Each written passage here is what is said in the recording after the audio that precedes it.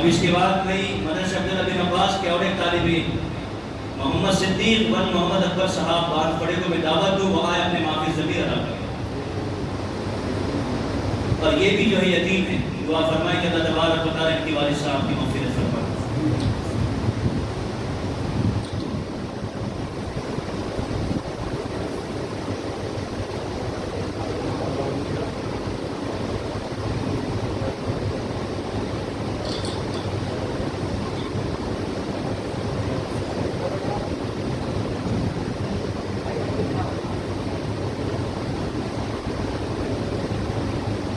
السلام علیکم ورحمۃ اللہ وبرکاتہ۔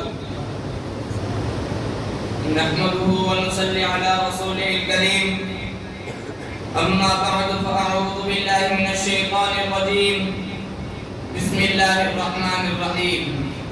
ان السمع والبصر والفؤاد كل اولئک عنہ مسئولا، صدق اللہ العظیم۔ بزرگان محترم، مشفق اساتذہ کرام، عزیز دوستوں اور ساتھیوں، آج کی اس دینی اجتماعی و رونق محفل میں کچھ دیر لب کشائی کی جسارت حاصل کر رہا ہوں۔ امید ہے کہ آپ حضرات میری ہمت افزائی فرمائیں گے۔ عزیزان گرامی، یہ بات ابین من الامس ہے کہ ٹیکنالوجی ذرائع ابلاغ کے میدان میں بہت ترقی کر چکا۔ پرنٹ میڈیا ہو کہ الیکٹرانک میڈیا، سب کے سب دور رس ذریعے تبلیغ بن گئے، ان کی رفتار ہوا سے بڑھ گئی، اور یہ بات بھی آیا ہے کہ واٹس ایپ، فیس بک، ٹویٹر، اسکائپ وغیرہ مثبت و منفی اثرات کے معجون مرکب ہے۔ مثبت اثرات کا خلاصہ یہ ہے کہ ذرائع ابلاغ کے ذریعے ساری دنیا میں اسلام کا ابدی پیغام پہنچایا جا سکتا ہے۔ بقول علامہ اقبال رحمہ اللہ کے ذرا نم ہو تو یہ مٹی بڑی زرخیز ہے ساقی۔ عزیزان گرامی، ہاں اس کے مفسدات و مضرات بھی کسی عقل مند سے مخفی نہیں۔ دشمنان اسلام نے مسلمانوں سے اصل جنگ میڈیا کے ذریعے کی ہے، چنانچہ آج اسلام پر جو شکوک و شبہ کی بھرمار، حساس مسائل کی چھیڑ چھاڑ اور ہر طرف طوفان فحاشی عام ہے۔ جوانی بیدار نہ رہ سکی، مراسم ٹوٹ گئے، جان توڑنے والے کی تو ویڈیو بنائی جاتی ہے مگر امداد نہیں کی جاتی۔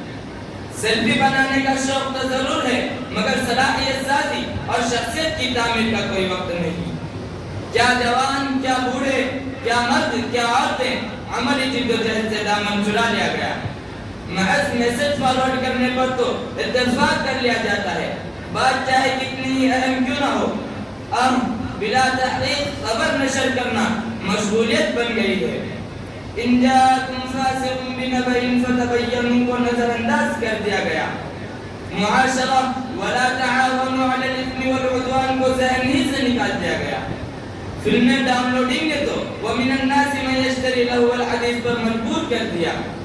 موبائل فون تو وَلَا تُلْقُوا بِأَيْدِيكُمْ إِلَى التَّهْلُكَةِ پر عمل کرنے ہی نہیں دیتا۔ لوگ کفا بالمرء کذبا ان يحدث بكل ما سمع کے مستحق ہو رہے ہیں۔ یا اسفا، ہائے افسوس، یہ شیطانیت کہ شیطان بھی شرما جائے۔ سچ کہا ہے کسی شاعر نے، ہے دل کے لیے موت مشینوں کی حکومت، ہے دل کے لیے موت مشینوں کی حکومت، احساس مروت کو کچل دیتے ہیں آلات۔ افسوس، ہزار ہاں افسوس ان مسلمانوں پر جو یہودیوں کی چال کو سمجھ نہ سکے اور T V, mobile phone, internet, computer وغیرہ جیسے مہلک ہتھیاروں کو قبول کر کے ان کے اس مقصد کو آسان کر دیا جو 1899 کو سوئٹزر لینڈ میں کیا گیا تھا۔ سچ کہا تھا خالق کائنات نے، لَتَجِدَنَّ أَشَدَّ النَّاسِ عَدَاوَةً لِلَّذِينَ آمَنُوا الْيَهُودَ، یہ فتنوں کی فراوانی، یہ ظلموں کی ہراسانی مسلمان قوم کو جو دے رہی ہے درس بیداری۔ اٹھو، اب کب تک تم خواب غفلت کے نظر ہوں گے، اٹھو، اب کب تک تم خواب غفلت کے نظر ہوں گے، تمہاری تیغ کے نیچے کمینوں کے جگر ہوں گے۔ میرے دوستوں، میں ذرائع ابلاغ کے فوائد کا منکر تو نہیں مگر اتنا ضرور کہوں گا وَإِثْمُهُمَا أَكْبَرُ مِن نَفْعِهِمَا، کہ اس کا نقصان نفع سے زیادہ ہے۔ اب اس شعر کے ساتھ میں اپنی بات ختم کرتا ہوں۔ اب جس کے جی میں آئے وہ پائے روشنی، اب جس کے جی میں آئے وہ پائے روشنی، ہم نے تو دل جلا کر سر عام رکھ دیا۔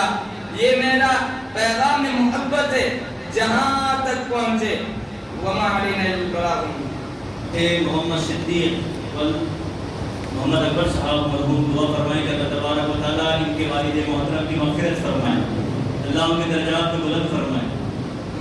ابھی ان کے لیے بھی ناظم جلسہ، ناظم مدرسہ مفتی محمد بن عیسیٰ صاحب پاس میں دعوت برکات ہم نے